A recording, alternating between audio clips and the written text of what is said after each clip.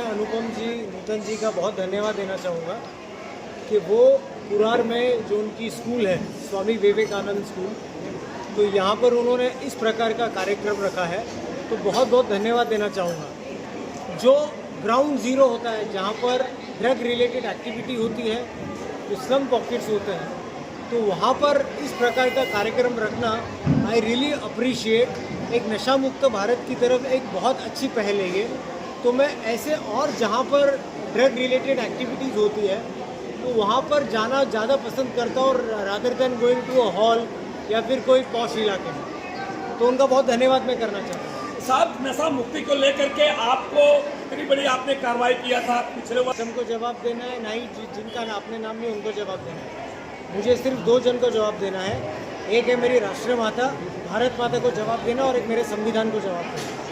तो बाकी का मुझे ना किसकी पड़ी है और मैं लोक सेवा करने आया हूँ, ना किसको खुश करने आया हूँ, ना किसको एंटरटेन करने आया हूँ। मैं सिर्फ मेरी ड्यूटी निभाना है। क्या मगर सर जिस तरह काफ़ी धन्यवाद उनको देना चाहता हूँ मैं। और जब मुझे पता चला कि कुरार विलेज में है तो ये मेरा दायित्व है और ये मेरा टारगेट है कि मैं ऐसी जगह पे जाके भारत को नशा मुक्त करने की कोशिश करूँ। मुझे मालूम है कि मैं बहुत छोटा अधिकारी हूँ, मेरे अकेले से कुछ होने नहीं वाला है, लेकिन कोशिश तो करूँगा नशा मुक्त करने की।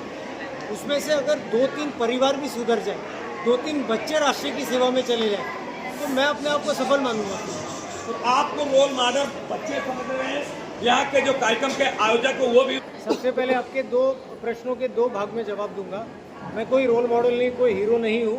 रोल मॉडल हमारे छत्रपति शिवाजी महाराज, हमारे अम्बेडकर जी, ये होते हैं रोल मॉडल। और दूसरी बात है कि नशा मुक्त जो पहल है, जो हमारे माननीय प्रधानमंत्री जी ने जो नशा मुक्त अभियान जो स्टार्ट किया है, तो उसी पहल में मेरे प्राइवेट व्यक्तिगत रूप में मैं महाराष्ट्र के हर जिले में जा रहा हूँ। अभी हर स्लम्स एरिया में जा रहा हूँ, हर रिहायशी इलाके में जा रहा हूँ।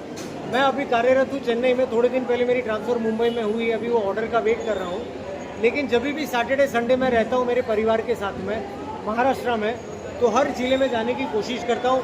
गाँव में जाके लोगों को ड्रग्स के परिणाम, दुष्परिणाम के बारे में बताने की कोशिश करता हूँ, क्योंकि अगर 10 साल में इसको रोकेंगे नहीं तो ये घर घर में घुसने की बहुत बड़ी संभावना है। पब्लिक का सपोर्ट लेना चाहता हूँ, अवेयरनेस क्रिएट करना चाहता हूँ और भारत का एक स्वप्न है भारत को नशा मुक्त करना चाहता हूँ। मगर सर जिस तरह से ये रोकने के लिए आप सिस्टम बहुत जरूरी है, मगर सिस्टम का जब क्या आप कोई मार्गदर्शन किया या कोई देखो जो बड़े अधिकारी होते हैं वही तो गाइड चाहूँगा कि आपने जैसा कि कहा है अभी किस माध्यम से, तो बहुत सारी यंत्रणा है, बहुत सारे एजेंसीज है जो ड्रग के खिलाफ में लड़ते हैं। लोगों को पता नहीं है, अवेयरनेस नहीं है कि सबसे पहले ड्रग कंजम्पशन एक क्राइम है, ड्रग्स के साथ डील करना एक क्राइम है। अगर कोई ड्रग्स के साथ पकड़ा जाता है या ड्रग्स के कोई एक्टिविटी करता है तो किसे संपर्क किया जाए? लोकल पुलिस मान लीजिए है। मेरे पिताजी स्वर्गीय श्री शमशेर सिंह जी ने इस कार्यक्रम की शुरुआत की थी।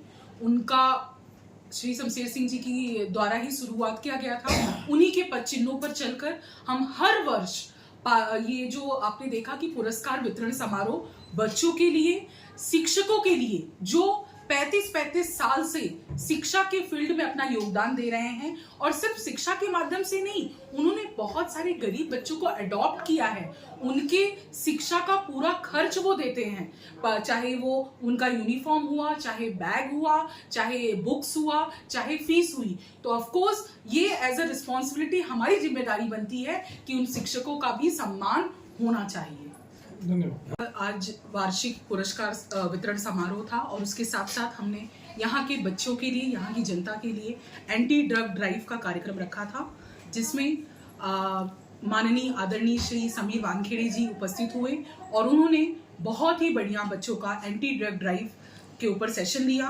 उन्होंने बच्चों को बताया कि किस प्रकार से आप ऐसे ड्रग से बच सकते हैं और अपनी लाइफ को बचा सकते हैं।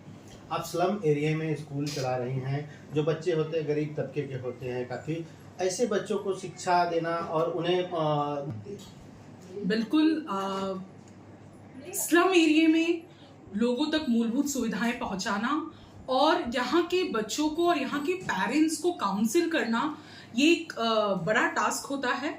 लेकिन जैसे कि कोई भी चीज़ इम्पॉसिबल नहीं होती है, तो ये मेरा सौभाग्य है कि मैं अपने पिताजी के मार्गदर्शन पर चल रही हूँ।